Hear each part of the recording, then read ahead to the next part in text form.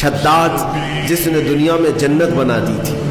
آپ کو اگر میں یہ تاریخ سناؤں تو حیرت ہوگی کہ ایک کشتی، میں آپ کو بتاتا ہوں، ایک کشتی میں سفر کر رہے لوگ، کشتی میں اچانک پانی چڑھ گیا اور دھیرے دھیرے کشتی ٹوٹ گئی اور طوفان کی نظر ہو گئی، جتنے تھے سب ہلاک ہو گئے.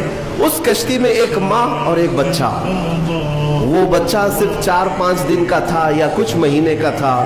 ماں جو ہے ایک تخت کو پکڑ کر کے اپنے بچے کو تخت پر لٹا دیتی ہے اور خود ڈوب جاتی ہے. اس کشتی میں کوئی موجود نہیں رہا. ایک بچہ 4 دن کا یا 6 دن کا وہ تخت کے سہارے بہتے بہتے کنارے تک آ کر لگ گیا. ایک قافلہ وہاں سے جا رہا تھا، انہوں نے بچے کو زندہ سلامت دیکھ کر کے اٹھا لیا.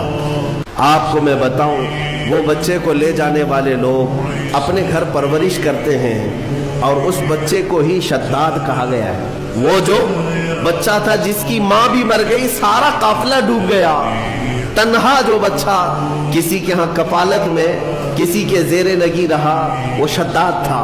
اور جب وہ تھوڑا سا جوان ہوا، اس نے ایک فقیر کو دیکھا یا کچھ فقیروں کو دیکھا، ان کی جھولیوں سے کچھ چیز گر گئی، وہ سرمہ دانی تھی یا کچھ تھی. روایات یہ بتاتی ہیں کہ شداد اس سرمہ دانی کو اٹھایا اور اپنی آنکھوں میں لگایا تو اسے زمین کے خزانے سب دکھنے لگ گئے، کہاں کتنا سونا ہے.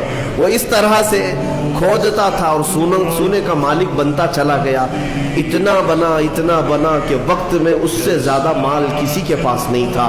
پھر اس نے ایک بار اعلان یہ کر دیا کہ اب میں جو ہے سارے دنیا کو پال سکتا ہوں. اس وقت ایک درویش نے آ کر کے اس سے کہا کہ شداد، تو اپنے مال سے زکوٰۃ بھی ادا کیا کر، فقراء و مساکین کو بھی دیا کر، اللہ تعالیٰ تجھے جنت عطا کرے گا.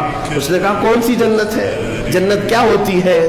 کہا جنت عالی شان ہے، رب تعالیٰ کی بنائی ہوئی، جس کی ایک اینٹ سونے کی تو ایک اینٹ چاندی کی، زمین زعفران سے بچھی ہوئی، بہت خوبصورت جنت کا نظارہ ہے. اگر تو خیرات کرے تو اللہ تجھے وہ بھی عطا کرے. اس نے کہا مار کر کے، ٹھٹا مار کر کے کہا ہے ایسی بھی کوئی جنت ہوتی ہے؟ اس سے بہتر جنت تو میں دنیا میں بنا دوں گا. تم اس جنت کی لالچ مجھے دے رہے ہو؟ اتنا مال تو میرے پاس ہے کہ میں خود بنا لوں جنت. اور اس نے آرڈر دیا اور عدن ایک علاقہ ہے، وہاں پر جنت بنانے کا حکم دیا.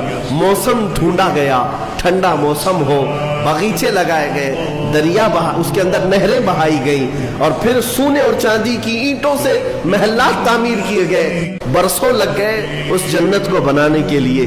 پھر وہ وقت آیا کہ جب شداد اس کی اوپننگ کے لیے اپنے گھر سے نکلا، اپنے گھوڑے پر سوار ہو کر، طاقت کا نشہ، دولت کا نشہ، غرور کہاں لے جا رہا ہے، دنیا میں جنت بنایا ہے. گھوڑے پر بیٹھ کر کے جب اپنی بنائی ہوئی ہاتھوں کی جنت کو افتتاح کے لیے پہنچا، دروازے پر پہنچا نہیں تھا کہ گھوڑا ٹھوکر کھا کر گرا اور شداد نیچے جیسے ہی گرا چوٹ لگی اور وہیں اس کا دم نکل گیا. نہ اپنی جنت میں قدم رکھ سکا. اسی کو ارم کہا جاتا ہے. ارم جو ہے فارسی لفظ ہے، وہ شداد کی بنائی ہوئی جنت کو کہا جاتا تھا. عزیزان گرامی وقار، ملک الموت اسرائیل علیہ الصلوۃ والتسلیم سے میرے آقا صلی اللہ تعالی علیہ وسلم نے سوال فرمایا تھا کہ اے اسرائیل، کیا تمہیں روح نکالنے کے درمیان کبھی ایسا لگا ہے کہ اس کی روح اچانک اس وقت میں نکالی جائے؟ تو حضرت اسرائیل علیہ السلام نے جواباً یہی 2 باتیں کہی تھی.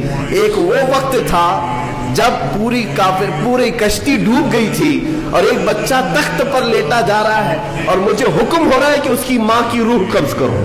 کس کے سہارے اس بچے کو چھوڑا جائے گا؟ لیکن قادر مطلق کا حکم تھا، سارے لوگوں کی روح قبض کیا بچے کے علاوہ. یہ فرشتے کو تک نہیں حکم ہے کہ تمہیں اس کی پرواہ کرنے کی ضرورت نہیں، اس تنہا بچے کی کون نگہبانی کرے گا، اس کا حکم نہیں. ماں کی روح قبض کر لیا. اس وقت مجھے تعجب تھا کہ اس بھرے سمندر میں اس تنہا بچے کو دیکھے گا کون. لیکن پھر دنیا نے دکھایا کہ اس بچے کو صرف دیکھا نہیں گیا بلکہ دنیا کا سب سے بڑا امیر بنایا گیا. پھر آپ فرماتے ہیں دوسرا وہ وقت تھا جب اس نے اپنی پوری جمع پونجی خرچ کر کے جنت بنائی. دروازے پر پہنچنے سے پہلے مجھے حکم ہوا کہ اس کی روح قبض کر لی.